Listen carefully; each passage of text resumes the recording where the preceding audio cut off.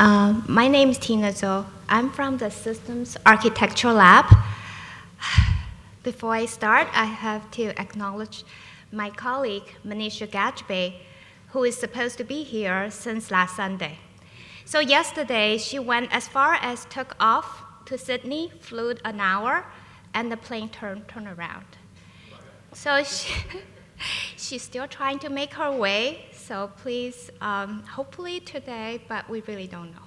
So she should win an award for most effort, one of the candidates.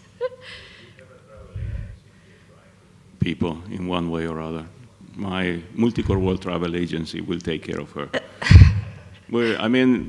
She needs to arrive, I don't know, to Tahiti, and we send a waka. Yeah. Well, anyway, I just want to acknowledge her. She's an application expert from our lab, and she is looking forward to talk to you. So I'm coming from Samsung SAIT, Samsung Advanced Institute of Technology, and thank you, Multicore World, for Nicholas, for inviting us to come back. And I'm very excited this morning to talk to you about this new technology called memory coupled compute that we developed here at Samsung at our lab. So we believe that this is a game changer for the future of HPC and AI.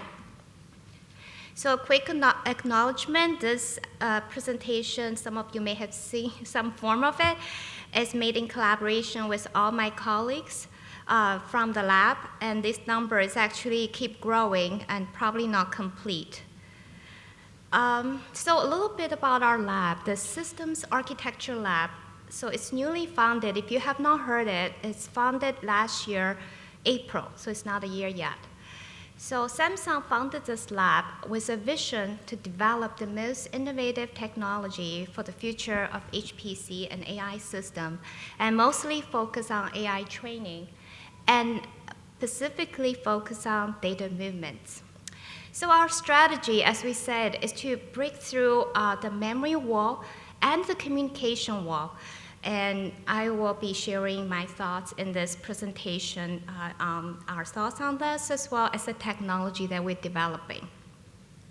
So I will be going through a sample of the technologies that we're developing, and hopefully you will see that we're focused on significantly increase the bytes per flops ratio, as we call it, for the memory bandwidth, for communication bandwidth, with a technology we call memory coupled compute, and coupled with what we call supernodes. So I think this is the third or fourth time you've seen this chart. This page is important. It speaks to the vision. So our lab has, if you see it, is Bob Winiski, and he speaks about this slides a lot. It really speaks to the vision of why we do what we do at our lab. So this chart, of course, is plotting the performance of the top 500 supercomputers. But in particular, I'd like to draw your attention on the two lines that we added on this chart. So the green line is everyone here probably are familiar with. It's the Moore's law, which says we can double the transistor 2x every 2 years. And the blue line that we added here is just try to be cleanly follow the performance of the fastest supercomputers over the past 20, 30 years. So what we are saying is that as the HPC community, the performance of the supercomputers are growing exponentially, exceeding the Moore's law. And certainly, we're be able to get this kind of performance gain not because just adding transistors. Rather, we are arguing that we're doing this as a community through a series of what we call discontinuities or technology shifts. So if we quickly just walk through, I think everyone here really are very familiar with all the way back in 1980s where we have vectors create supercomputers. Then we had the Beowulf clusters introduce distributed computing into HPC. Then we had the multi-core, multi-thread, and then the blue gene, lots of people from our lab actually worked there, including Elgara and Bob, and et cetera, and introduced this massive parallelism. And it is our contention that it is each of those technology represents a discontinuity or technology shift that is giving us orders of magnitude in terms of performance improvement. So today, as many of you have heard, this discontinuity of today is heterogeneity, and the top 500 supercomputers, all but Fugaku, is using GPU as accelerators to achieve this massive improvement in compute performance, as well as energy efficiency.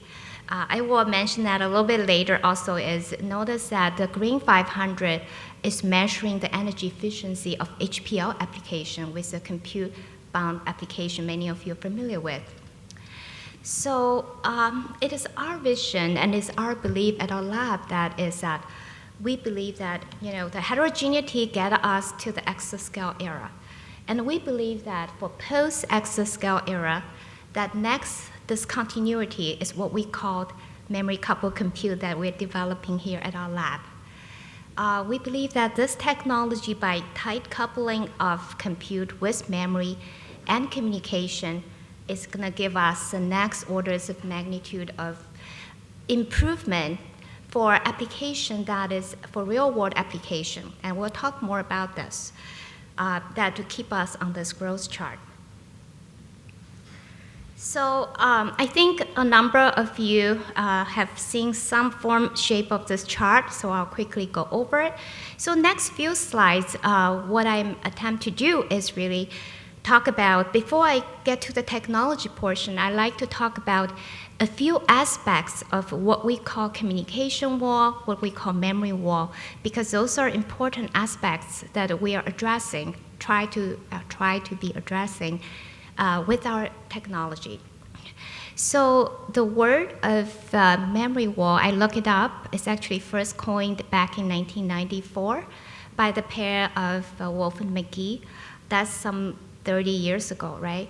So the technology trend actually are really the same, even though they kind of have this foresight, but it didn't slow down that gap. So what we talk about here, obviously, is the rate of the improvement in compute performance. It's exceeding the rate of, in terms of memory bandwidth or communication bandwidth. That gap is getting exponentially higher. And for many of you, I didn't make to the SC22, so if you've been there, you probably have seen this chart. Was put out by, I think you can see my mouse or no. So the left chart, the bottom left chart, is put out by Jack in his keynote. So what he was talking about here is really that with the disparity in terms of advancement of the technology, the machine today, the compute, if you look at the compute versus data movement, they're very much imbalanced. And what we mean by that is back in 30 years ago, in 1995, if you look at the chart here on the left bottom, the y-axis is basically the flops versus bytes. I thought I can control the mouse, but I'm not. That's okay. That's okay. I'll just describe it. I didn't know. I saw some speakers was able to do that. Okay. The top one? Oh, okay. Thank you. Thank you, Nicholas. I'm going to damage myself. So what we're saying here is that back 30 years ago, where we have machine that we have one compute paired with one data movements, and today that ratio is 100. That means you have 100 compute with one data movements, and for some of the faster machine, that ratio is 200 or higher, and perhaps this number will actually continue to grow. So then we look at, for AI model, I think Karen yesterday was saying something like 6 orders of magnitude growth in 6 years.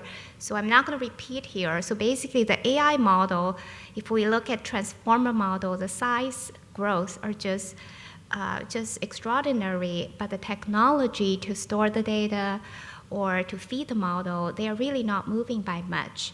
So this page is really to say that when we look across studied applications, the modeling and simulation applications tend to be more memory bandwidth limited, while AI applications and some modeling applications are more communication bandwidth limited.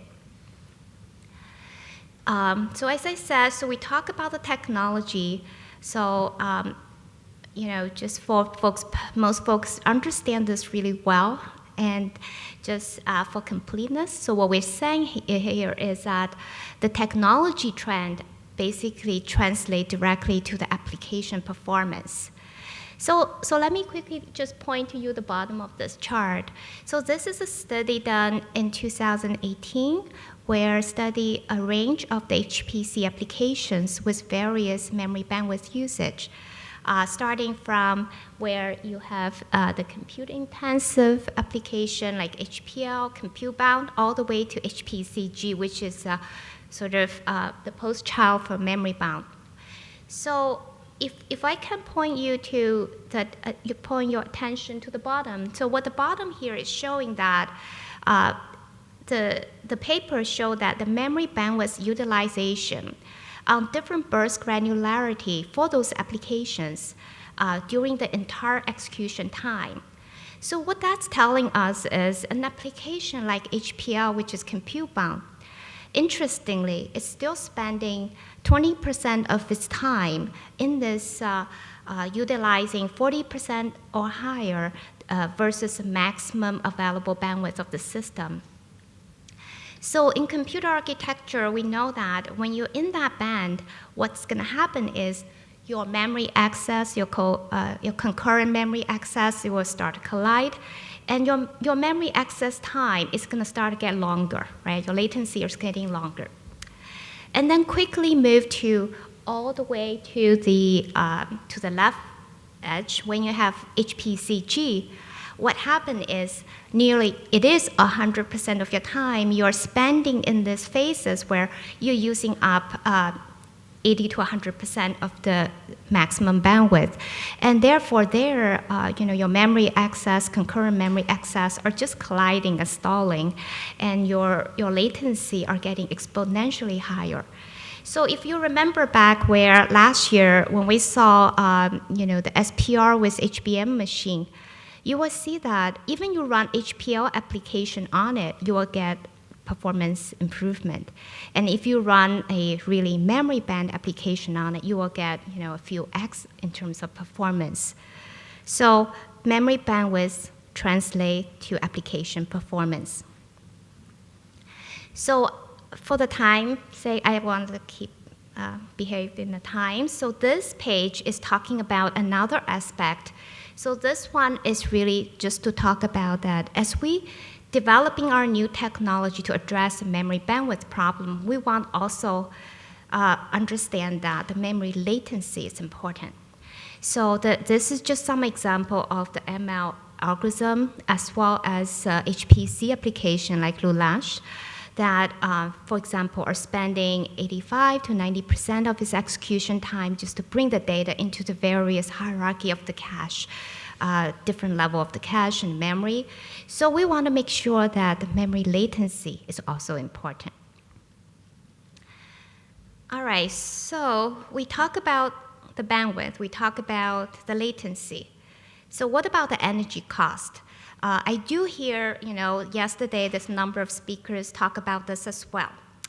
So this chart is very familiar with people. I know there's a lot of lab people. So this is a study done by Zhang Shao from Path Forward 2013. I actually saw an updated chart. I didn't change the slides because I'm not sure if I need another permission. So what this plotting here is the energy cost for a double precision compute. So that's what's a DP flop, right? And versus the data movements depends on how far your data is from that compute, okay? So the two color is actually 3 to 4 process technology apart. So I saw two key takeaway from this that I like to point out. First of all, as process technology advancing, the energy for the compute operation are benefit more compared to the data movement. The data movement, in many cases, are not actually benefit at all from the advancement of the technology. Additionally, it's probably, I think yesterday was Karen's talk too, is that talk about, the energy cost for data movements. So as we see that, as that data movement maybe, fairly close to that compute, you will have this 1-to-1 ratio of the energy cost of the compute equivalent to your data movements, right?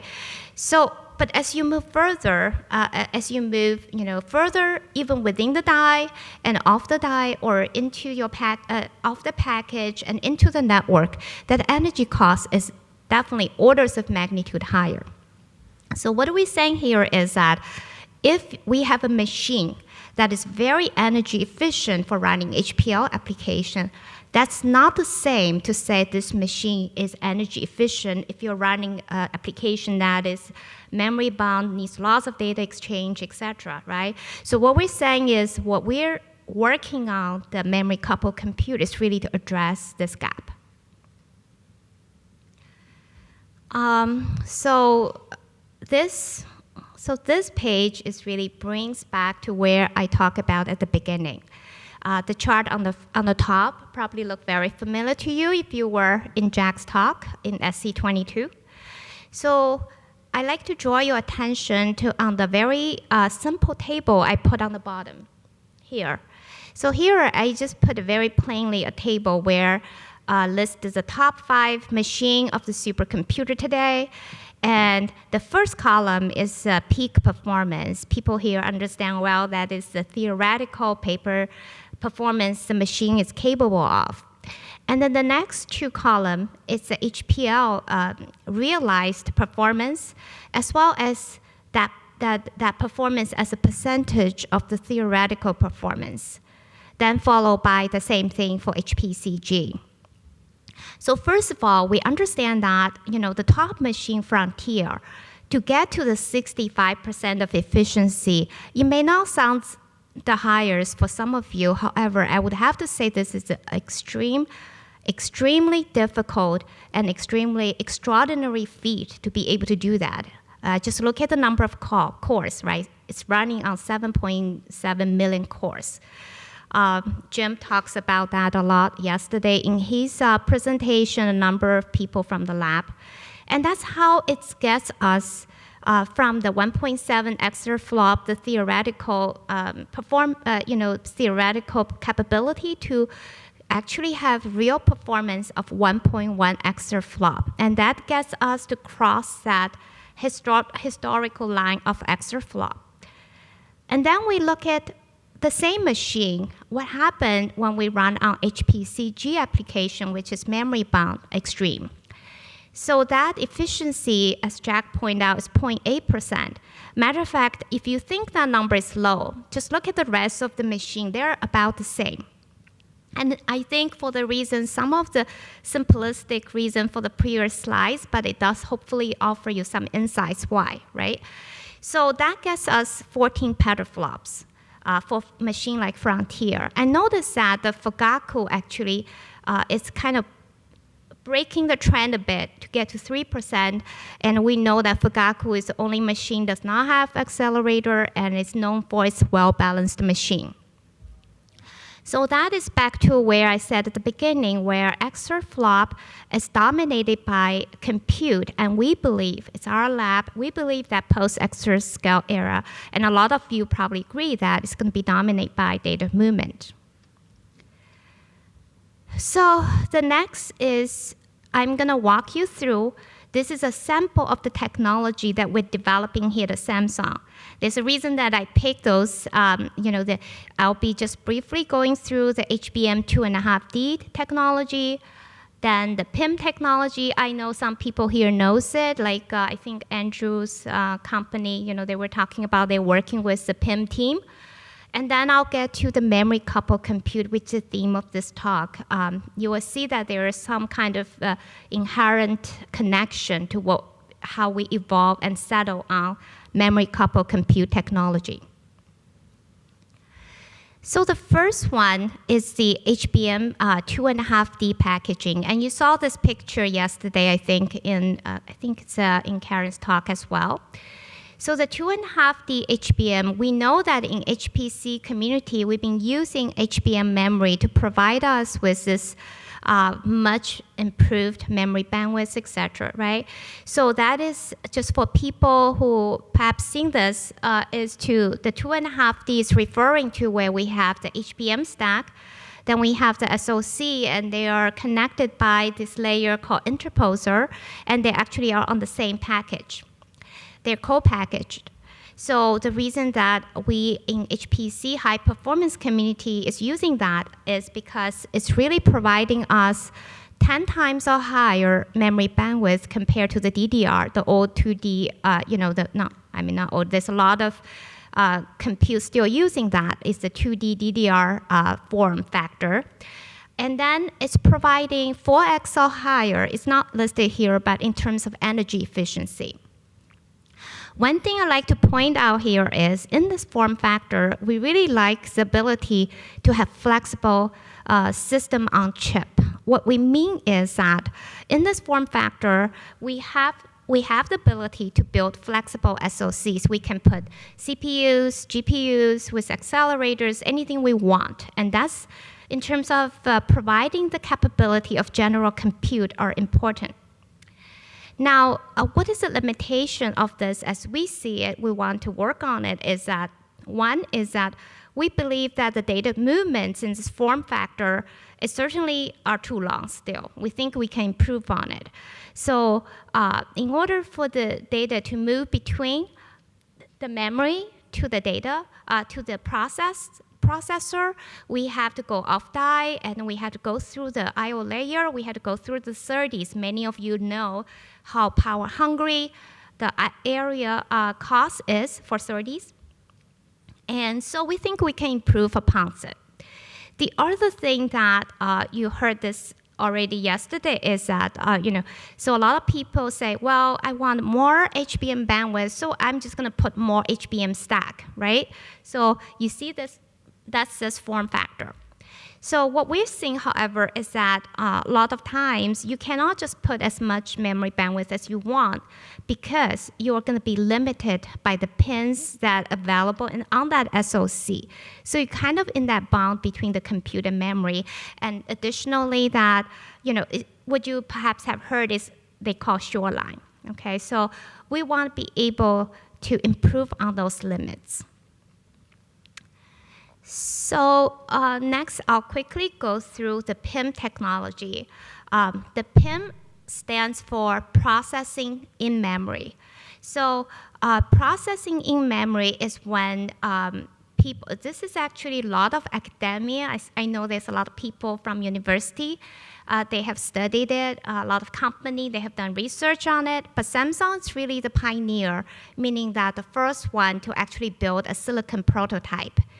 So the reason, the motivation behind that is the recognition is for simple machine learning workloads that is mostly consist of BLAS1, BLAS2 codes, the vector to vector, vector to matrix, and they are still memory bounded.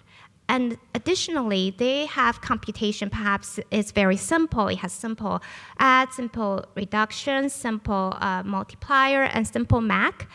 And for those kind of workloads, if we can give more memory bandwidth, and we will be able to extract more performance. It is with this realization, it's actually, I saw lots of academic paper on it, but Samsung is the first that to build the silicon prototype on the HBM2E process technology, which by the way is quite old. For people who knows hardware, it's a 20 nanometer, so it's not most efficient to build a compute, right? And they work with other company like Xilinx, like SAP, and then the other thing is very impressive is that they build a very rich software library.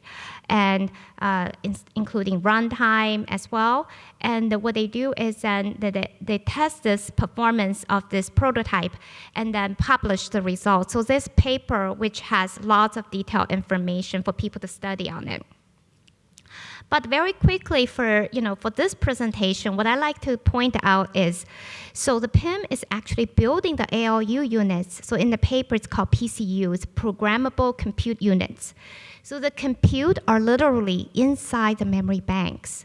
So remember what we talked about a few slides ago. So in terms of data movements, that's a minimum distance, right, you can get. And that also translates directly into minimum energy for data movements. Yesterday, I was very pleased to hear people start to talk about the energy cost for the data movements, right? So it is very important to us to address that. Now, so this HBM stack become a DRAM optimized AI engine, and it's inside the memory bank. So the Samsung HBM PIM is providing us with 1 teraflops of embedded compute power in one HBM stack. So that is pretty impressive. Remember that what I said is this is a very old technology, 20 nanometer, and Samsung is looking at building the second generation.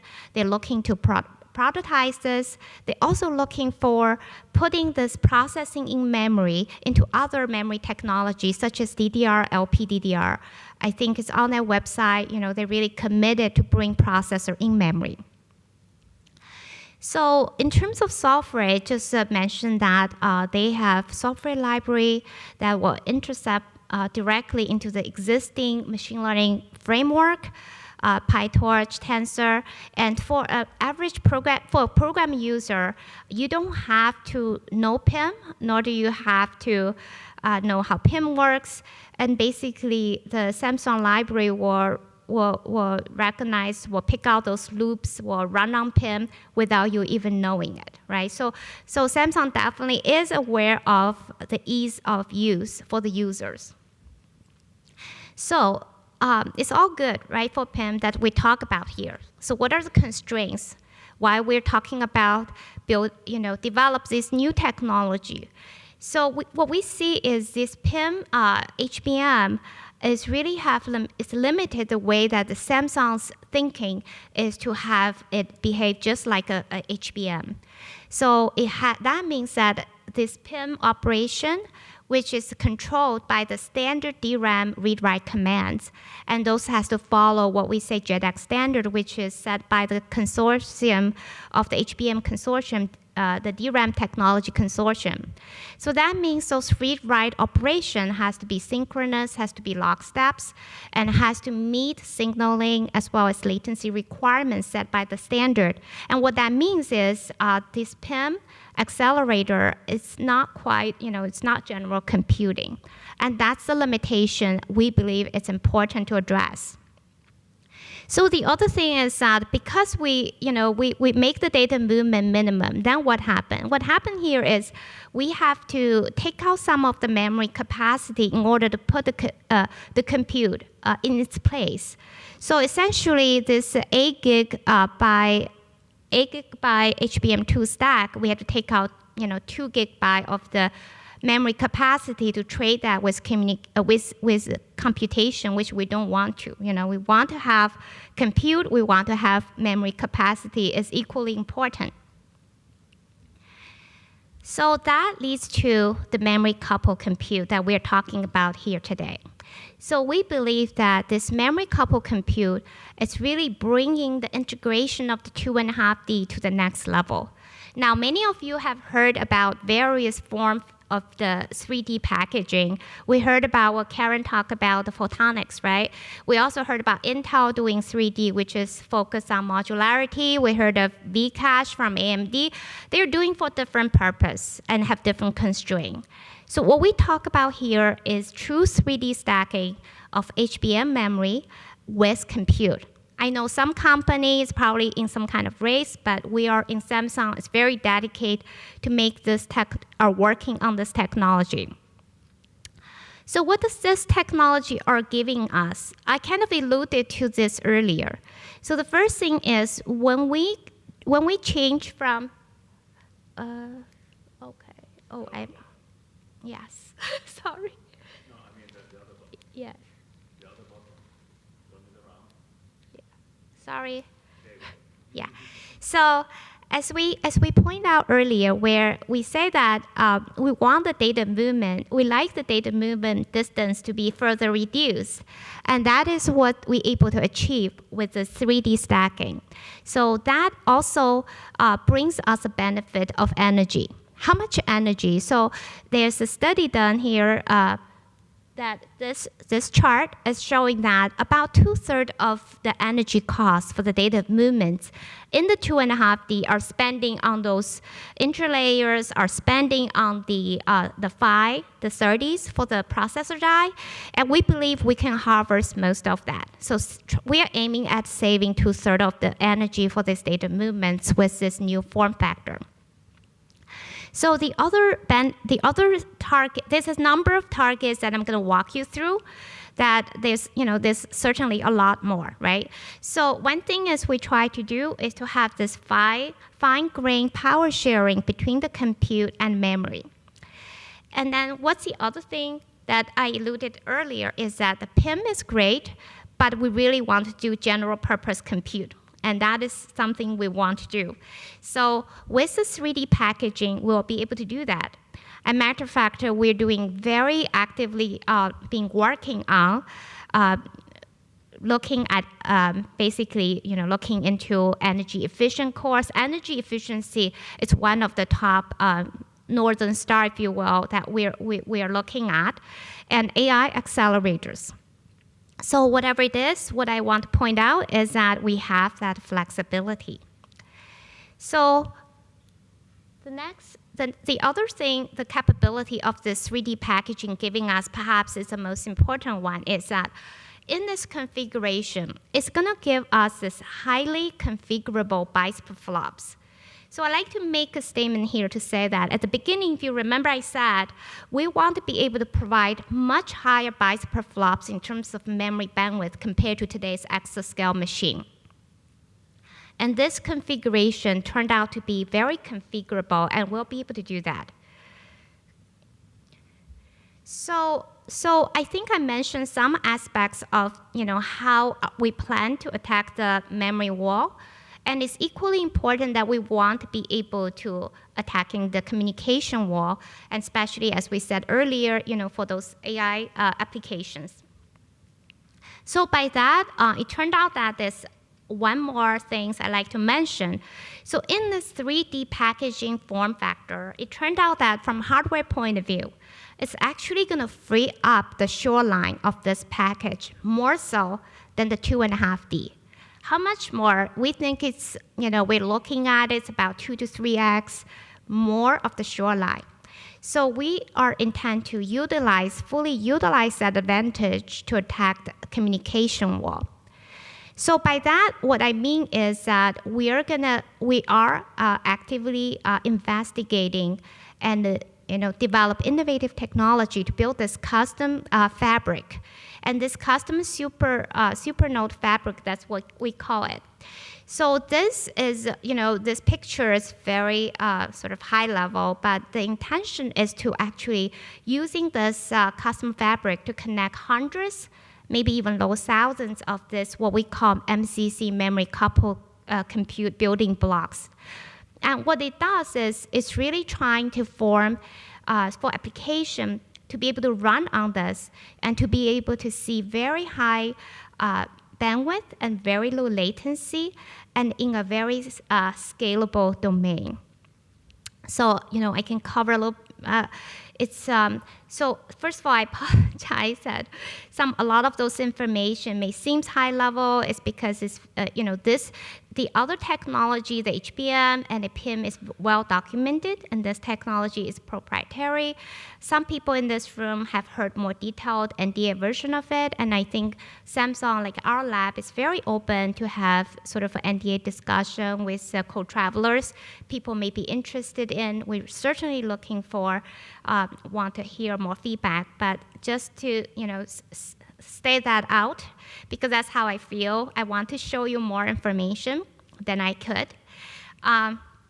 So what happens is, as I said, so we use this custom supernode fabric connecting hundreds, perhaps thousands of MCC blocks to form this scalable domain that application can run on. And what that's going to give to you is, so those applications will be able to get very high bandwidth, very low latency, and very large scalable domain, much more so than today's exascale machine can provide you. And additionally, we are having, so our team, if you look at the name, this will be published, will have people have rich experience in terms of building such fabric. So what we're doing is we aim to have, because it's a customer fabric, we want to enable efficiently for some of the features, for reductions, for collectives, and we want to be able to provide, very importantly, is very high point-to-point bandwidth as well as all-to-all bandwidth. So as we know that, HPC application really likes a point-to-point for nearest neighbor kind of computation, and while AI applications really, especially the new emerging models, the all-to-all kind of bandwidth is going to be very important. So at the application phases, we are going to be efficient in collective reduction or halo exchanges, especially for those new emerging AI applications. So this, again, we have a much more detailed study results if we have, more sort of NDAs, sorry. But this picture kind of give you a high-level view of some of the early study we have done with this MCC technology. So I like to point to you that those two charts are quite different. The charts on the left is a classical HPC application that is memory bound. So what we're doing here is we compare the MCC technology with some of the high performing machine of today and running this HPC applications. So the y-axis is the performance, so higher is better. So what we're seeing here is that the MCC technology machine, even from the very start here, you will see a very quick uptick. This is because, as I said, we are providing much higher bytes per flops compared to today's machine that you will see in the top exascale machine, for example. Now, as we scale out the problem, it turned out that the MCC technology machine is, with much higher memory bandwidth and communication bandwidth, is going to be, when you get to those higher performance point, as we talked earlier, you will need a lot more memory bandwidth in order to get there. And this MCC technology is going to scale up very nicely. And then on the right side is an AI application. So it turned out that for AI application, it is really communication bandwidth limited. And there, what we see is that the y-axis is time to results, time to solution, so the lower is better. So at the beginning phases, where we see all the machine kind of tracking each other because you can do strong scaling, and they can manage well.